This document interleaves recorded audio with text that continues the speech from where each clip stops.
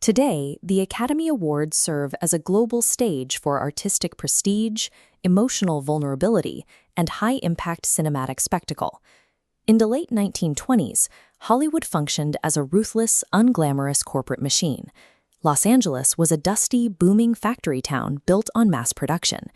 This rigid studio system faced an immediate threat. Film crews and creatives were beginning to organize into independent labor unions, challenging the studio's absolute control over their workforce. To protect their monopolies, executives built an organization designed to counter this shifting industrial landscape, long before they ever considered handing out gold statues. The primary architect behind this strategy was MGM studio chief Louis B. Mayer. Mayer envisioned an exclusive, invitation-only gentlemen's club for industry elites. By mediating labor disputes internally through this closed group, the studios could keep independent unions out of Hollywood. At the same time, the industry struggled with the transition to synchronized sound through systems like Vitaphone. Vitaphone was an early technology that played a physical audio record in tandem with the film projector. This shift demanded massive capital investment, forcing studios to abandon their established silent film business models. Facing public skepticism over whether these new sound pictures were merely a passing novelty, the studios needed a formalized way to establish legitimacy. They had to prove to audiences and critics that motion pictures held serious artistic merit. Mayer's creation, the Academy of Motion Picture Arts and Sciences, served as a calculated corporate insurance policy. It allowed studio heads to wrangle an unpredictable workforce while managing the rollout of volatile new technology. When the Academy held its first award ceremony on May 16, 1929, the entire presentation lasted exactly 15 minutes. There were no sealed envelopes or gasps of surprise. The Academy had already published the names of every winner in a newsletter 3 months beforehand, stripping the room of any competitive drama. The event took place off-camera during a private dinner in the Blossom Room of the Hollywood Roosevelt Hotel. This gathering was a business function dressed up as an award show. The studios orchestrated the event to project a unified, prestigious front to critics and the public.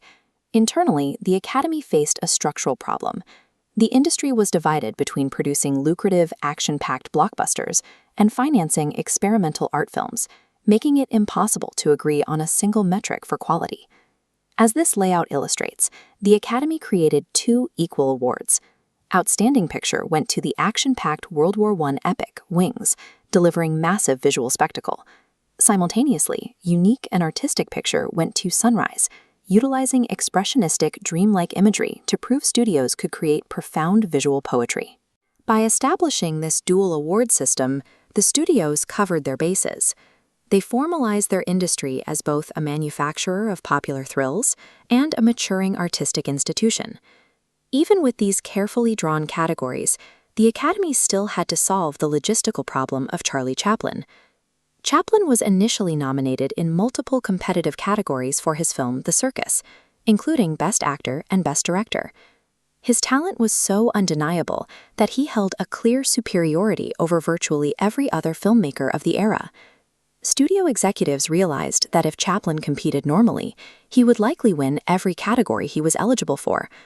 A complete sweep by one man would humiliate the other studios and shatter the balance of competition they were trying to project. To prevent this, the Academy made a highly unusual administrative decision. They removed Chaplin from all competitive voting categories. Instead, they invented the Special Award, the direct precursor to the modern honorary Oscar. This allowed them to praise his versatility in acting, writing, directing, and producing, entirely outside the bounds of the standard ballot. Sidelining the era's greatest cinematic genius out of fear he would win too much reveals that the first Oscars prioritized structural integrity and industry balance over pure meritocracy. In the short term, Louis B. Mayer's strategy worked. The Academy successfully bought the major studios' time and allowed them to control the public narrative during the transition to synchronized sound. But the decisions made during that brief 1929 gathering set off a chain of consequences that would unfold over the next century. An organization founded for union busting and executive management gradually evolved into the definitive, globally respected standard of cinematic achievement. The world's most famous artistic prize traces its origins to a pragmatic, defensive corporate strategy. Today, the physical gold statue carries the weight of that history, representing a century of both cutthroat studio business and breathtaking creative art. To truly understand the history of movies, we have to recognize that cinematic art and Hollywood business have been inextricably linked since the final moments of that very first 15-minute dinner.